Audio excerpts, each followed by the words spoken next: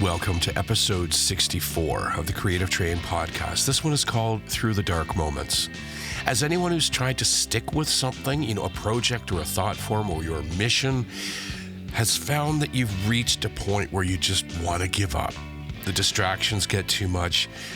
The work seems too hard. In those moments when all you seem to be able to do is revisit or reminisce about your past creative accomplishments, what do? The possibility of all momentum and goal setting can slip away on you as fast as you can change the channel on your TV and engage with a new show. It's treacherous. I've been there. In fact, I'm often there. But I have a few thoughts for you to put into your mind right now that might just save you from that fall or slide. All aboard. Round about the time as the pandemic thing seemed to become a really big thing and everyone was afraid of everyone, I faced a personal fear. I felt like my fuel tank of inspiration ran dry. And it wasn't from neglect. I was plenty busy with music and everything before then. But I think it was strangely because I was happy for the first time in a very long time. A new, loving relationship, one without boundaries or borders on what my potential could and should be, what I was allowed to do or not to do with my free time. One where I was just free to do stuff. Maybe this sounds odd, but check out the episode called Toxicity in Creative Partnerships for a deeper dive on what I'm going on about here. Long story short, I had the time, freedom, the latitude and longitude to explore and express my musical creativity in a way I'd never dreamed possible. I recorded some of my backlog of unfinished pieces, and I even dabbled in painting. I was new again. But as so many artists have found, I relied upon strife and friction in my life as a catalyst for new songs and poems.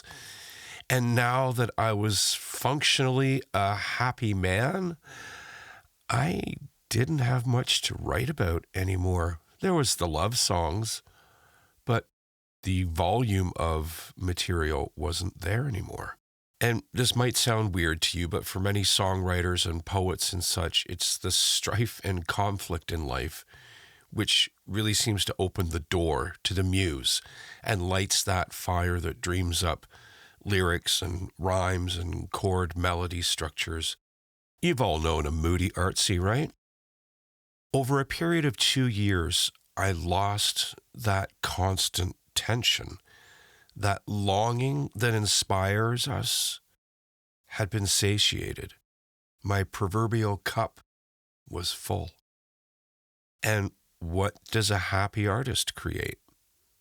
Well, it's often the things that we think will catch on and the things that are currently popular online or at shows and revisiting, remixing older pieces from our new perspective. But really, they don't really create much new, really super unique stuff. A lot of it is just reimaginings. Sure, you can tell yourself, you've got to keep pushing. And you can scour all the popular websites for new craft ideas. You can rearrange your studio every day if you want. But that won't change the fact that you've kind of stopped working. So what's to do?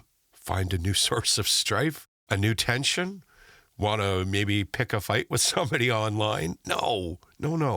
If you're listening to this and suddenly you just want to go to bed and pull the covers over your head, go ahead, but take your phone with you and keep listening for a bit. Take a moment to take stock of what got you to this point, from inception of dreaming of a creative pursuit to spending all that damn money on supplies you have now. Don't hit pause here. Just think about it. I'll tone it down a bit here, and I'll drone on in the background while you make your list. You'll have paints and brushes, maybe a second or third, or in my case, an 18th guitar, maybe a fresh ream of paper, or maybe that diamond sharpening stone you've been looking at for your burgeoning chef's knife collection. It's all you. It's all your stuff now. And where do you go from here now that you've got it? You can't stop being you. You have to be consistent despite the inconsistent results. You have to be determined despite the doubts. You have to open. That door will close without notice. And sometimes weeks or months later, you'll have to struggle to remember that last great idea you had that you swore was so awesome it would be your masterpiece. Being an artist is kind of like living your life in those moments just after you wake up, where the memory of dreams starts to mingle with the reality of getting out of bed. Neither world is yet clear enough in your mind, and your longing for the dream state starts to get shouted over by the responsibilities of the new dawning day. We tread a very precarious line of frenzied inspiration and crippling self-doubt, moments that feel like divine inspiration, and moments of utter disillusionment. But remember, always, you cannot lose that fire altogether. There will always be a flicker of it despite your darkest moments. The big moment of decision comes when you either have to choose to re-engage with or you choose to dismiss that part of yourself. I've seen that happen.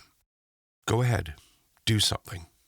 Even if it turns out like crap, you did something to keep that fire burning. Write a stupid love song or paint a kitten in a basket. Even if you look at the result of this frivolous-seeming endeavor with revulsion, remember that at least your fire is still burning. I took those couple of years of pandemic time and finished a handful of songs. You can find them on all streaming platforms. It's an album called Isolation Dreams. I restarted doing stained glass by finishing a few projects from like a decade ago. I started this podcast, which is now being downloaded in 12 countries and has led to several voiceover gigs for me. Thing is, if I gave in to the inertia of not finishing anything or creating anything new, all those things that I just mentioned would have never come to pass. I knew that even if a podcast episode had 1 download and 0 likes, I had to keep pushing because I felt there was a lot on my mind I wanted to say about this stuff. Even just 3 months ago, my podcast publishing agreement came up for renewal, and I seriously considered for a day or two just packing it all in, letting it lapse right around episode 50. But I kept putting stuff out there, and I kept dreaming of the new thing I would like to hear on a podcast, and wrote those things from my own experience. And that's where we're at now with episode 64, and I'm glad I kept going. I have a few totally new songs coming up. A new audiobook narration gig in the negotiation phase right now. A handful of new music students. A new teaching position at a new place. All of this within 8 weeks of losing sleep about wanting to throw in the towel on this whole creative thing. Yeah, me, the guy who's constantly trying to inspire artists, was pretty much ready to drop off the radar a few months ago. Because at times it can be so disheartening. The advent of AI has cut into the possible gigs that musicians and songwriters and voice actors and especially graphic designers have available. The gigs were always there, but now with the seemingly, quote, cost-free AI thing going on, most consumers of our talents and our products have chosen to dumb down their advertisements, their created products, and even the music streams are being populated by completely artificially generated music.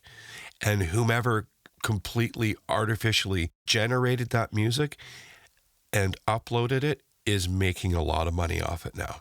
And if you want a little inside look on how stuff like that works, all it does is it scrapes information from the internet from songs that are already posted there. Okay? It can't create anything new. It doesn't have the ability to.